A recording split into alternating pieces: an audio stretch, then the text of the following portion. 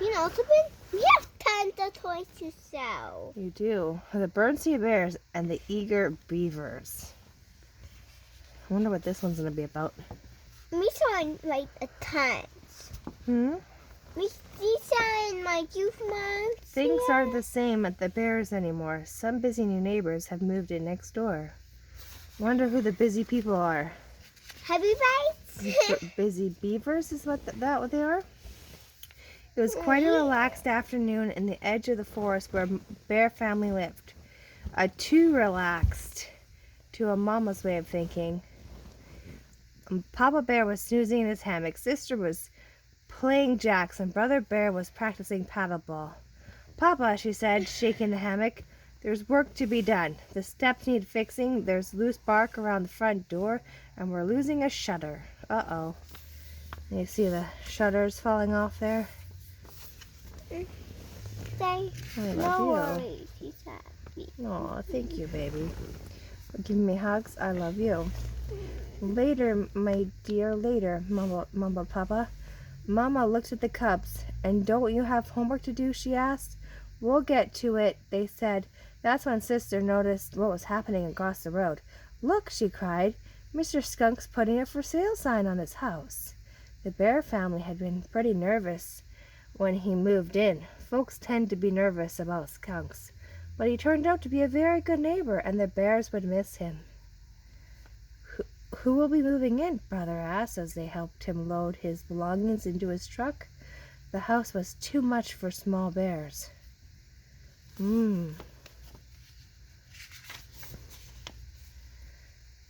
I can't say at the moment, he said, but I've placed it in good hands of Miss Muskrat. She's a very good real estate person. We'll keep in touch, called Mama as they waved goodbye. I hope whoever moves in has kids, said Sister. The next day, Miss Muskrat brought a family of bunnies to look at the house. Bunnies are fun, said Brother Bear. And they have lots of kids, said Sister, trying to count them as they hippity-hopped about. Sure. 1, 2, 3, 4, and there's one over there, 5. That was running away like a Josh does, hopping away.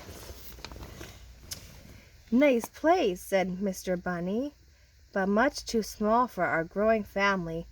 It could easily be expanded, said Miss Muskrat. Not as fast as our family, chuckled Mr. Bunny, as he and his family hippity-hopped down the road. A day or so later, Miss Muskrat brought a porcupine couple to look at the house. They had long, sharp quills, and they're rather grumpy, disagreeable. Brother and Sister breathed a sigh of relief when they decided against it and left.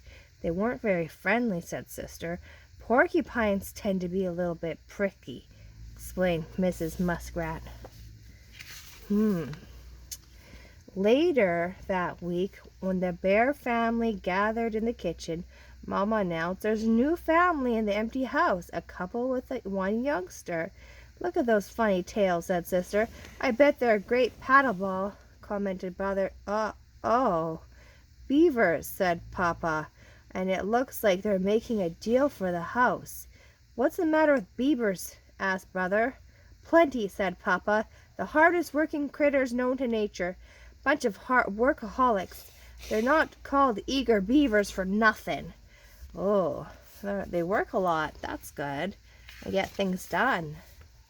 That'd be awesome. What's a workaholic, Papa? Asked Brother. It's somebody, he said, who doesn't know how to have fun. It's also, said Mama, a word made up from lazy folk to put down those who aren't. But be that as it may, those beavers will be good, hard-working neighbors, and when they move in, we're going over there to welcome them with a jar of our special honey. Oh, that's a nice gesture. If you had new neighbors, what would you bring them?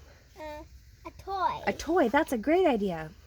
Welcome, said Mama, when the beavers moved in. Thank you very much, they said. Now, if you'll excuse us, we have a lot of work to do. Want to play paddleball? Brother asked Junior. I don't know what that is, he said. And anyways, I have some homework to do. Humph, said Papa. Just as I pointed out, said Mama. Good, hard-working folk. Okay. We don't find out. That's Almost parents or neighbors? Maybe, Are almost done. parents or neighbors? Okay, you have to wait till we're finished. It wasn't long before they had a place sparkling with fresh paint, new trim, and a picket fence. I told you so, said Papa. He and the cubs played a little ball in the backyard. Beavers just don't know how to have fun. But Mama couldn't help thinking, why can't we be more like those hardworking beavers? They seem to get so much done. Well, they work together as a team, for starters. And while hard work isn't like catching the measles or sniffles, even, Papa noticed when a tree house was beginning to look a little shabby compared to the beaver's house. So he began to do a little fixing up of his own. He repainted the steps, took care of the loose bark, and fixed the shutter. Mama and the cubs were very proud of him. He was proud of himself. Meanwhile, across the road, the beavers had taken notice of the bears. Just look at the time wasted, Papa Bear, said Mr. Beaver.